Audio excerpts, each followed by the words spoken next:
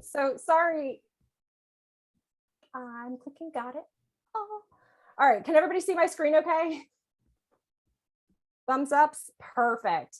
Apologies for the big head view. I hate this camera. I use it only so that I don't so I can actually share my screen with you guys.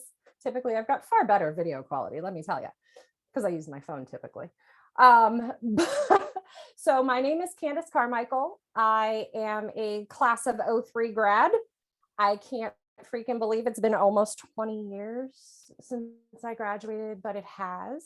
I have spent the better part of that time working in business to business marketing for a lot of local businesses here in the Tampa St. Pete area. I came down in '99. I never left. I got married. I got divorced, all this other great stuff. So me in a nutshell is that I am now in real estate, have been for a number of years now. That's my second career. So for any of you college students that wonder if you can have another career, if you have to figure it out by graduation, no, you don't have to figure it out by graduation. Yes, you will likely have a few different paths you follow, and it's okay. So just be prepared for that. In terms of today's presentation, I am now in real estate. I am a second generation realtor. My mother was doing real estate appraisals when I was in Chicago. I avoided it at all costs until later in life. And I decided, hey, what the hell? Might as well give it a shot. I'm enjoying it. I'm loving it. I consider my why to be that I'm helping people like you guys find places to live, obviously, but also I pride myself on helping folks with that next step in life investment, whether it's that you're selling or you're buying a property, that's a major investment for you. So ultimately, you'll probably buy something along the line and sell something, and you guys might actually become landlords yourselves somewhere along the way. So this might be really helpful for you. So little bit about me. That's all I've got today on that part. Quick overview of what we're going to do. We're basically going to go over what's out there for rent, what kind of stuff, where to find it, help you better understand what some of the terminology is, manage your expectations some, figure out what to do when you found the right one, and then kind of cover a little bit about application process. I know that always ends up being really confusing for folks, and where you go from there. Sound good? Thumbs up. Awesome. So let's go ahead and dive right in. So rentals, excuse me. So rentals, everybody's like, oh, I'm going to go find an apartment, right? So your first category is going to be your apartment complexes. I like to break these into categories because they can be very different experiences for you. And some of them are things people don't realize that they are, or they don't understand what they're being called. So your apartment complexes are going to be things like, I know Lynn Lakes was down there when I was in school. I don't know if they're still down there renting out, but very popular down the street from the school, other side of the highway. These are going to be the managed areas. So these are going to be places that they have fun amenities. They've got your traditional office. When something goes wrong, you call a guy, and they've got a centralized phone number.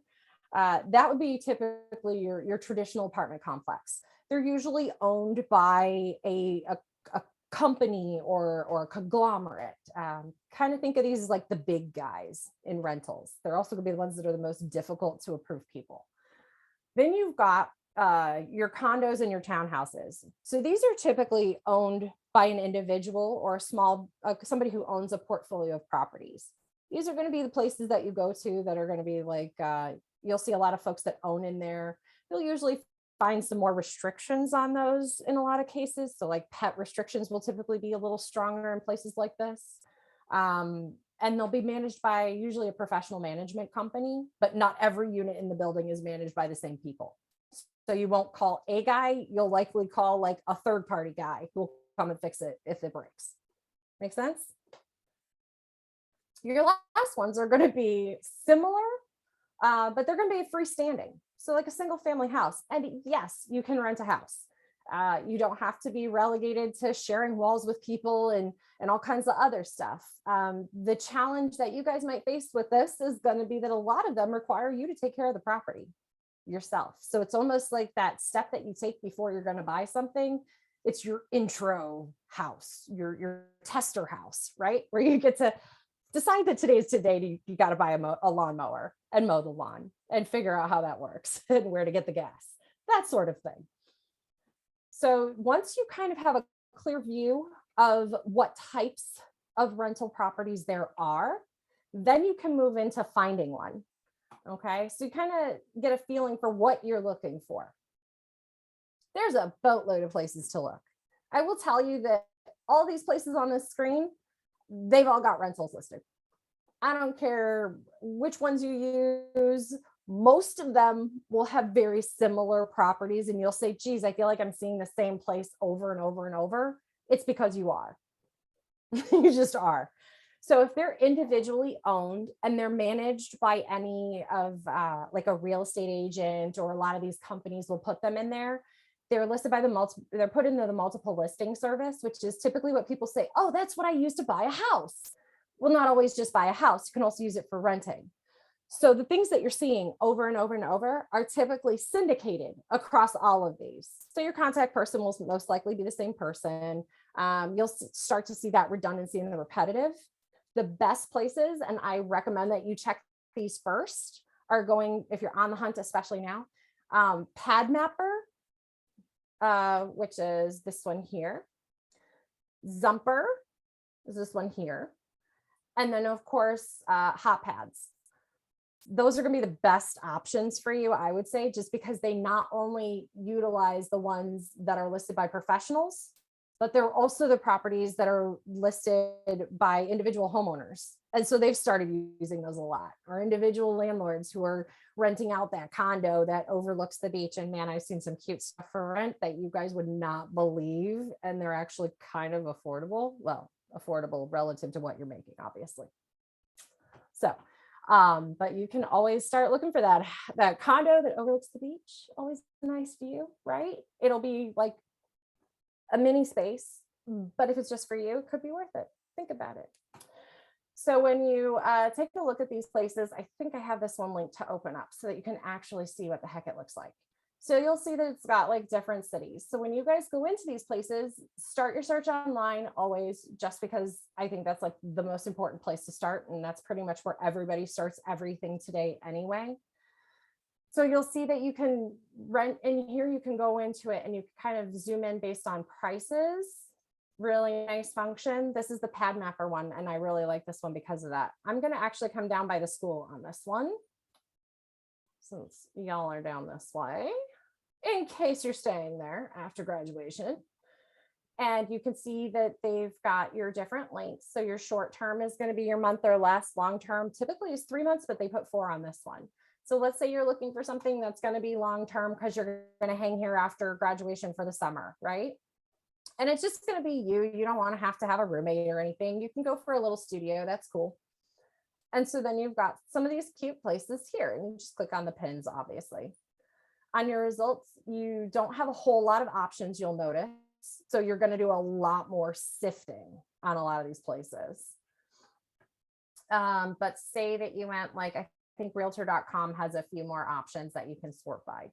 But make sure that you double check these out, see what they are. You'll see these are going to be what I would consider like apartment complexes. But then this first one, yeah, again, you're looking at another apartment complex. And then you can look at all your pictures and whatnot. Be prepared. And I'm going to tell you guys the same thing I tell every renter on the planet. Pictures never tell the truth. That's, if you get one takeaway from this whole presentation, the pictures don't tell the truth. You will always want to see things in person, and I will cover that later on in our presentation. But I just wanted to kind of give you an example of how you can sort of at least give yourself some sort of starter, because there is so much. You saw that first version before I put anything in and I completely reset. Like, that's a lot, right? And you'll see some of them are houses, some of them are apartments, some are condos. So that gives you guys a little bit of a view into that. But I know a lot of folks don't realize the difference. So wanted to cover that, give you some resources. And Emily, can you correct me if I'm wrong? I know you guys are recording this. Are you able to share this presentation out after to the students? Yes, I'm happy to do that if you would like the whole presentation to be available. Really? Yeah, I would like to make that available just because these are all links in here. So you guys can literally just click the buttons and use that as your starter for your search. Makes life a little easier. Awesome. So I will make sure. And yes, FYI, I did want you guys to know, yes, realtors can help you. I know everybody thinks the realtor is not going to help them with a rental. Most of the time it is at no cost to you because the realtor is will be compensated by the landlord. The only time that is not the case typically is when you're looking at apartment complexes. So the traditional ones, which an agent can still at least make that phone call for you sometimes where we're like, hey, they're not responding to me. I have a seller right now who I'm working with her finding a rental. And her issue has been, she's like, nobody is calling me back. I keep filling out these forms and filling out these forms and nobody is calling me back about these rentals. What is going on? And I explained to her that, they get a lot of weird calls and stuff that's not working. So they just stop answering the phones at a certain point, believe it or not. And yes, they do. So sometimes having an agent in your corner just to make that phone call, it can be very, very helpful for you. So keep my number handy. I'll make phone calls to you guys, nobody else, just you guys. But I am here as a resource to help you out. If you guys are not getting responses from places and you need some help on that side, I'm happy to help. Cool.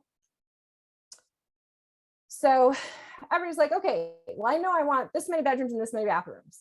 Start thinking about what else you want. Okay. It's not just about, oh, I have this many bedrooms and this many bathrooms, because spaces are very, very different. You're never going to find the perfect one. So don't stress about it because it's not going to happen. Guaranteed. I would almost put money on it that the place that you find is not going to be exactly what you wanted. And that's okay. Because keep in mind that your lease is probably only going to be somewhere between 9 and 12 months. So if you hate it, you move. It's one of the benefits of having a rental where you aren't stuck, which is great. Don't start too early. Now is a little early if you're not looking to move in until after graduation. Graduation's what, May 20 something? Is it the 25th, 22nd? May 20 something. So don't start now. Usually they want you to take occupancy within like 30 to 60 days. It's going to make it that all of you are looking at the same time. So just be prepared to move on it quickly when you find the right place. Okay. You have to figure out what you can afford.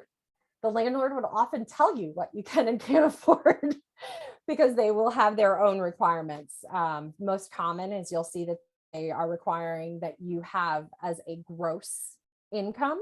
So before taxes, that your income needs to be anywhere from 2 to 3 times your rental rate. So your landlord will tell you what they're willing to let you afford or not afford.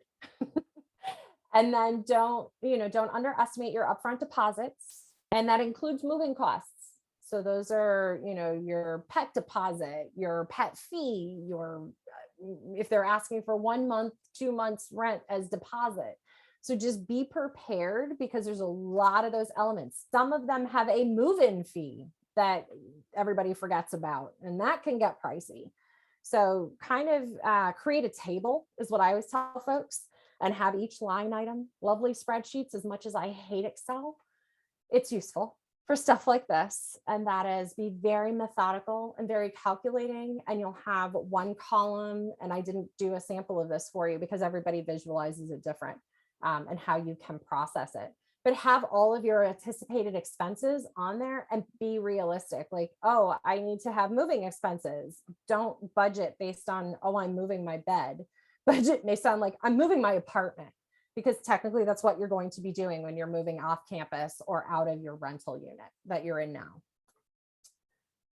And then last but not least, you want 1 bedrooms, 2 bedrooms, fine. How do you live in your space? Are you there all the time? Do you really need a common space? Is it necessary for you to have that dining room because you work from home and you need a dedicated space? Or are you like never there? You're always out. Sometimes a studio will do wonders as your place to live when you are never home. So don't plan on, oh, I need this beautiful big space. A lot of times you can get by with a lot less than you think you can, and that will help save you some money to allow you to tuck that away for the other fun things that you want to do or your future entertainment / investment. Make sense? Any questions so far? Stacey, you look bored. I promise I'm not. Okay. I'm just very tired. Oh no, did we have a late night last night? My neighbors woke me up at 4 a.m. Your neighbors? Yeah, I've got those. And I live in a house and I hear their music till about 2 a.m. It's kind of crazy. Glad I'm not alone in that. Does anybody have any questions thus far? Anything I can clarify better? Kylie, Jenna, I can't see either one of you, so I don't know for sure. You can unmute. It's okay. I'm good. I don't have any questions so far.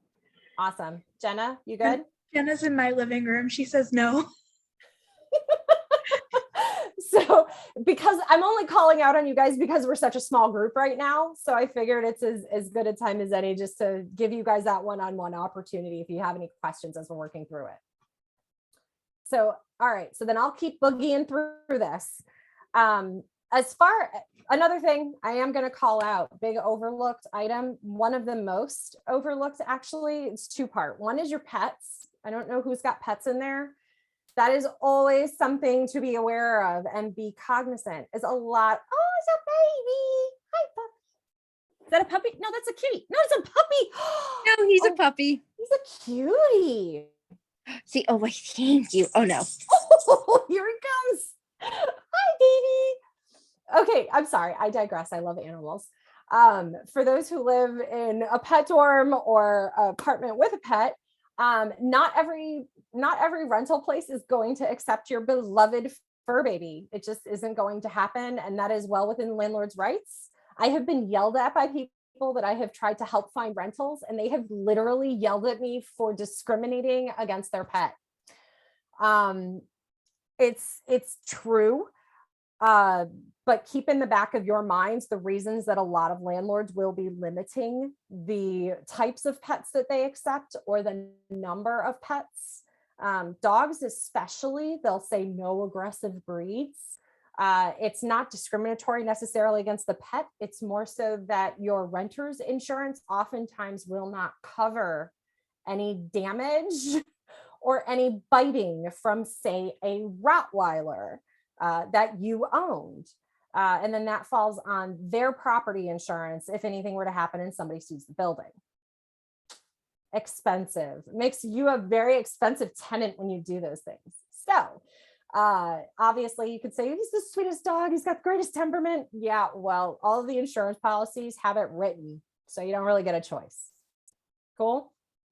The other thing is any furniture that you currently have that you want to keep, please measure the rooms and take a tape measure with you when you go look at places and make sure that that fantastic sectional couch that you've picked up from somebody that, you got it for like $50 and you really still want to keep it because it's cushy and soft, make sure it fits through the door to get into the apartment or the condo or the house. I have people that have purchased places and didn't check that, and they had to throw away a $2,500 couch because it didn't fit through the door. It happens, and they are not going to do anything for you if you have not accounted for that yourself. So be proactive, think ahead. Moving right along, now that you have found the right place and you love it, and you and your roommates have gone to see it in person, and it is exactly what you want, start to think through all of the bits and pieces. Does everybody who's going to live there like it? Does everybody who's going to live there have enough space? You by yourself, you and your roommate. Make sure that you've driven the area. This is often overlooked. Drive the area twice at least. Once during the day and once at dusk or overnight. You will learn a lot about an area and how comfortable you feel in that place by doing so, because it can look amazing in the sunlight where it's getting all this great light in the windows. It's this gorgeous apartment, and then you realize when you go back in the evening that there's never anybody in the area, and you feel very isolated and very alone, and you never see cars anywhere, and you start to feel like you're a little desolate. You don't want that. you might feel a little unsafe, or you see that there are no lights in the parking lot, and that's something that's a big thing for you, or any number of other things. You see that the trees blow funny at night. I've heard all kinds of things. So that's a big one. Just make sure that you're doing your homework and you're checking on those types of things, and take the time. It is worth it. I promise you, it is very, very worth it. And take pictures when you go, so that you can refresh your mind. And because once you start looking at a bunch of places, and believe me, you will look at a bunch of places, when you start looking, they all bleed together. You start to confuse this one with that one, and oh, this one had a patio. No, wait, that's the one that had, no, wait, this one had a patio, and this one wasn't covered, but this one was, or this one had a parking space, or the parking space is right out front, or wait, no, the parking space was way down the row. So those are the things that start to they just become this mesh, and you're like, okay, at the end, you're just like, I don't care. I just need somebody to accept my application and take me. But you want to remember what you applied for. So definitely pictures are your best friends. So get all your paperwork together once you pick the place, and you'll ask the person that showed it to you, you'll be like, hey, can you give me an application? I could put it in, things are good, and then be prepared. So they're going to ask you for your paperwork. They're going to ask you for all sorts of stuff. I'll go through some of those details here in a little bit. But make sure to ask these questions. And this is part of also why I wanted her to send you guys this presentation. Print this slide out when you get it, please, and take it with you. And print a copy for every place you go look at, and write your answers right next to it, because it makes a difference. This becomes your comparison chart, essentially, where you have your side by side comparison of every single address and what you looked at and what you liked best. You'll also want to make a note. This feeds into that neat spreadsheet with the money.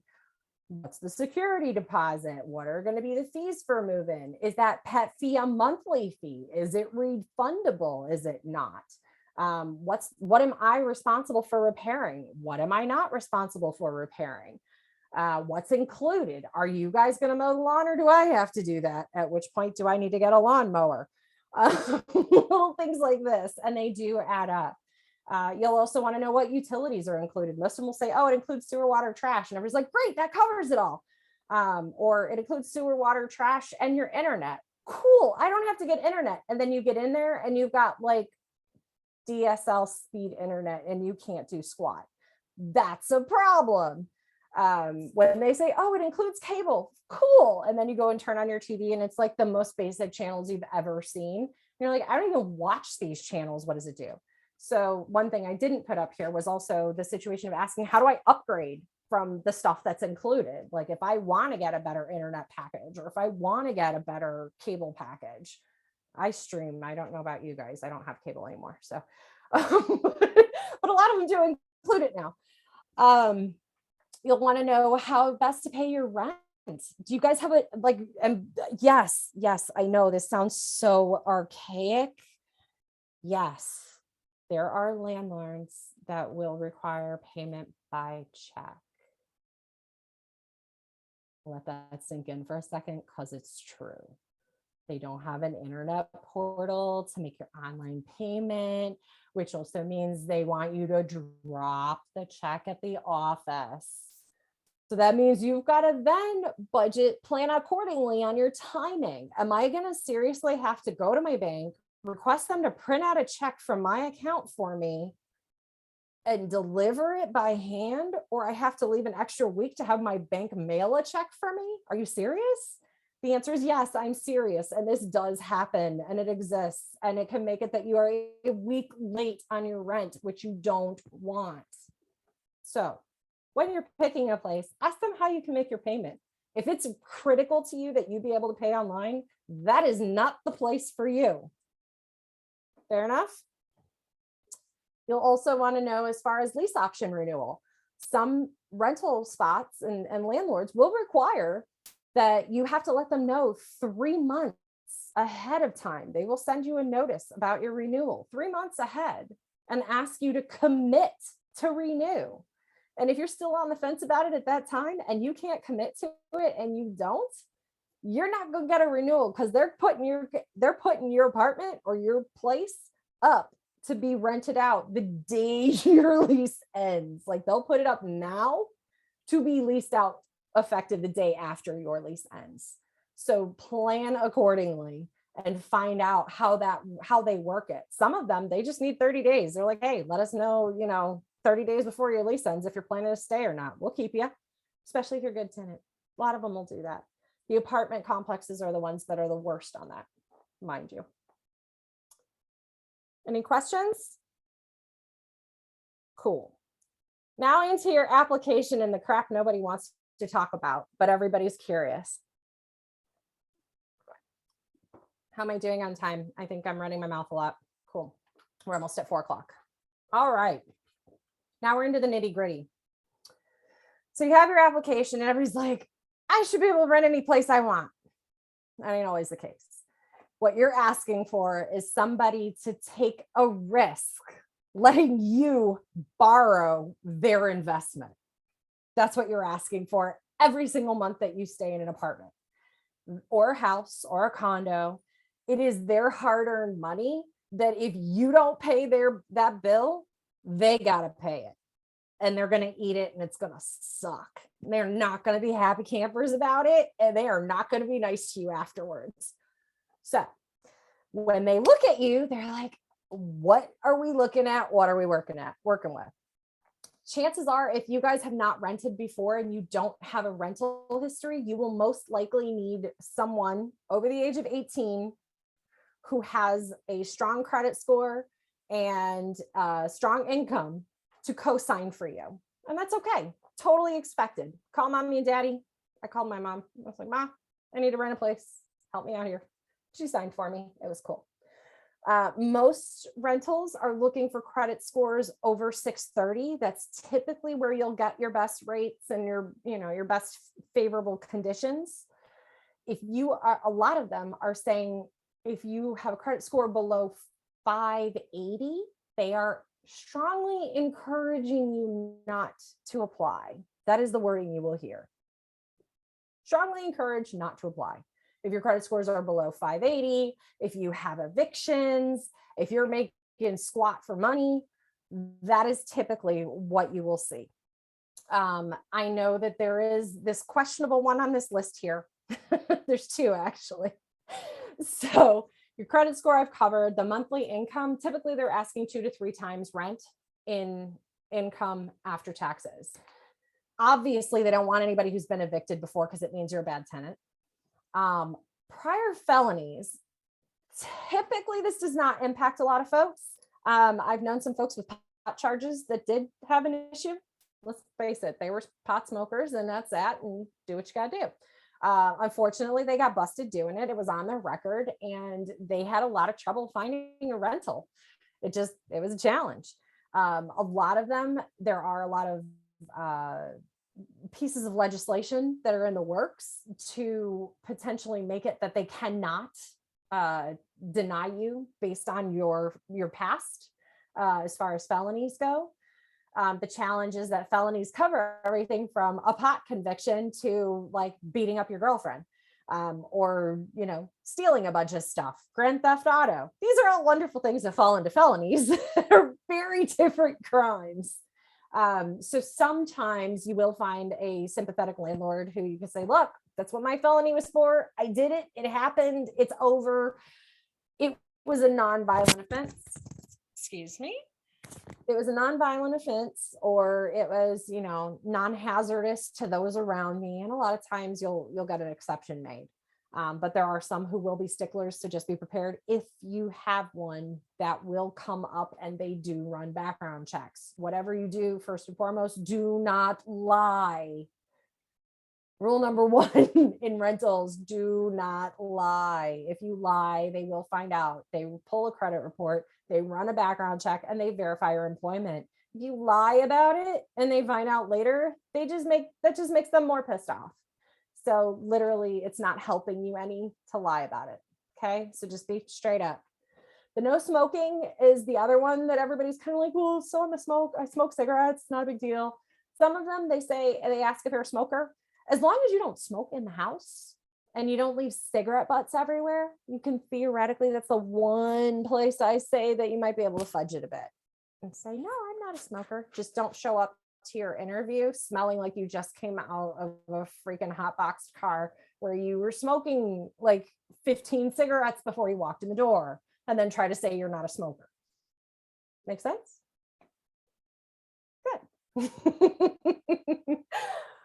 What you will need, you're going to want to combine all your documentation, get it in order, be ready to go before you even start your search, because they're all going to ask for it. So don't think you're going to get away with not needing it, because you will. So you're going to need proof of income. That would be your W-2, your 1099, if you guys did any gig work over the past year or so. So they'll want all of those.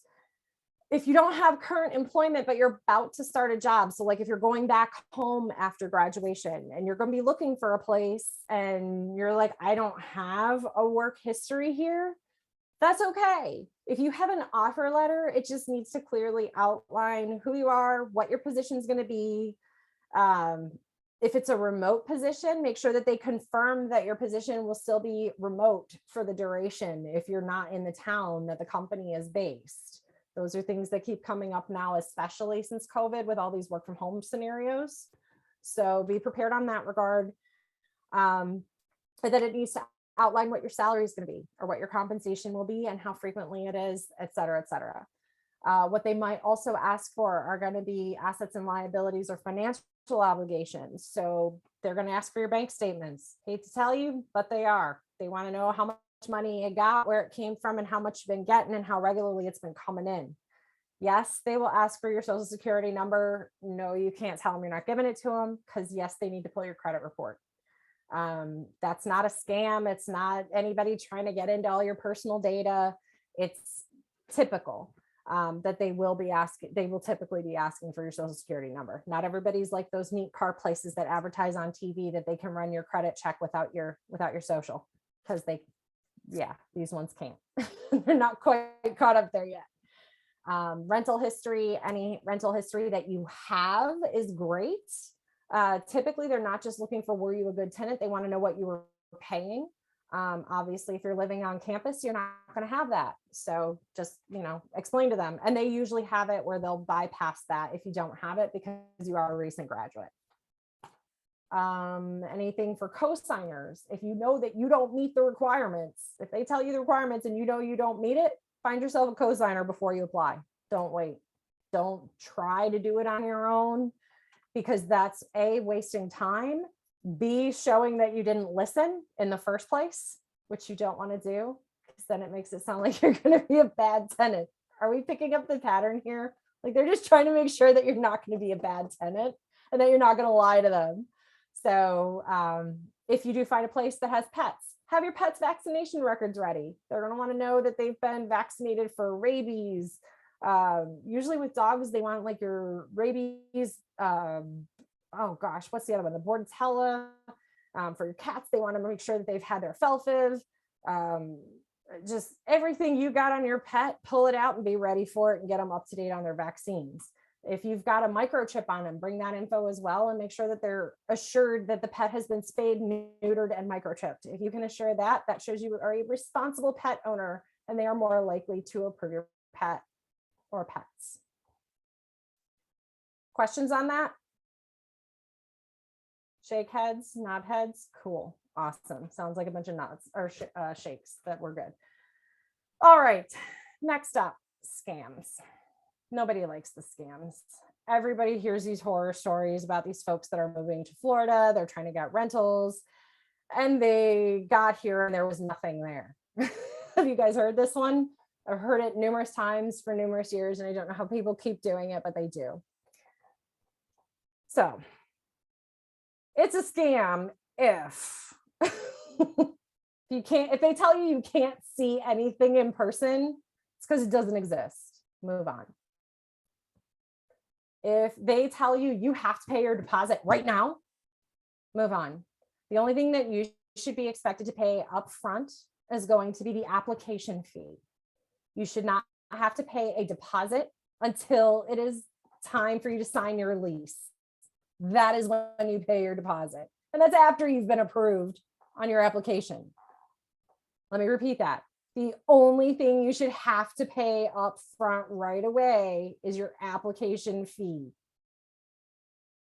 Anything else should be paid after you have been approved when it's time to start and execute your lease. That is what I will say on that. You should not have, oh, well, there's a $500 background check fee. Yeah, that's BS. Doesn't exist, shouldn't happen. Person's a scammer. If they want all the money wired to them right now, that's a scammer. If they want your full year rent up front, that's a scammer. If they don't give you a paper lease or a digital version of it, that is a scam. You should always, always, always, always have a copy of your lease. You are entitled to it. You should have it. You should read it. We're going to talk about that next week if you guys are on the session. I'm telling you, you are entitled to have that. Do not take possession of a place without a lease. That is as much of a protection for you as it is for the landlord. It is an agreement. It is like taking a job without an employment agreement and assuming that they're going to pay you. You don't do that, do you? Awesome. Now, there are some landlords that will rent to you without much background information, but there is no one I have ever come across that will lease to you without checking anything at all. They will take your money and they will check you out. If they take your money and don't check you out and don't give you a lease, you just got screwed. Plain and simple. And I've never experienced that going well for anyone. And your recourse is slim to none and slim left town. So be prepared. I always say, even if you can't see the actual unit you're going to rent, in a lot of apartment complexes, that will happen where you will not see the actual unit. They will show you a model unit or one similar, and they will point out the location where the actual one is that you are renting. Make sure you see something. Seriously, that's not okay. And oh, Joe Schmo videoed it and shoved it online ain't a solution. If it's not somebody that you trust that is walking through there with a camera for you, the pretty video online ain't always the case. So don't trust it. Make sure that you or someone you trust lays eyes on both the complex / unit / house themselves, and that you get something real. It's been really, really common. And the reason I stress this so much is because it has been such a problem during COVID with limited viewings and limited showings. And people are getting screwed. It's not fun. It's not okay. And I don't want it to happen to you guys. I know it sounds like I'm nuts. I'm pushing it. I'm like a parent. It's terrible.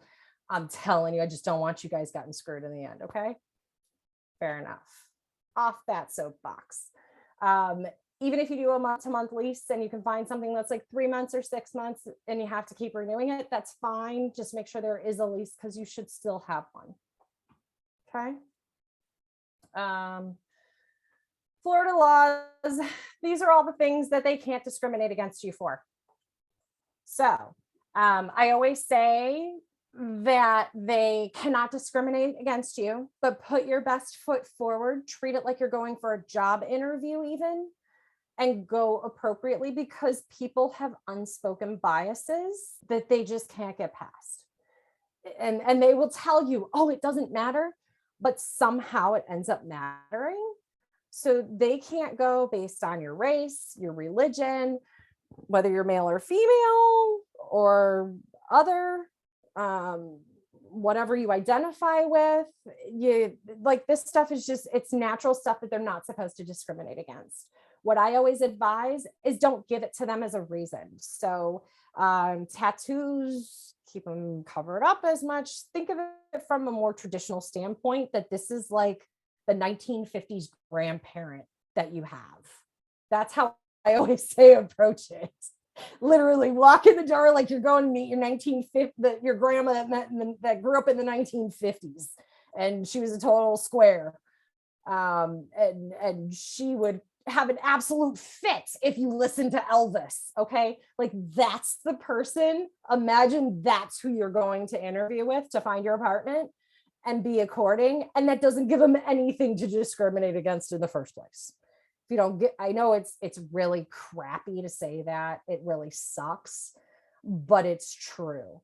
And you don't have to talk to them about things like your family, your origins. Oh, I'm originally from here. None of that stuff. Like, I literally just don't talk about it. My family and I, period. They don't need to know if you're a single parent. They don't need to know if it's you and your girlfriend. They don't need to know if it's you and if you're going to run a dominatrix place in the back room, like whatever. These are things they really don't need to know. So just don't bring it up. Try to keep your answers pretty straightforward, very vague and high level. Like, these are not your friends. These are not your family. These are literally people interviewing you for a place to stay. And that's it. Okay.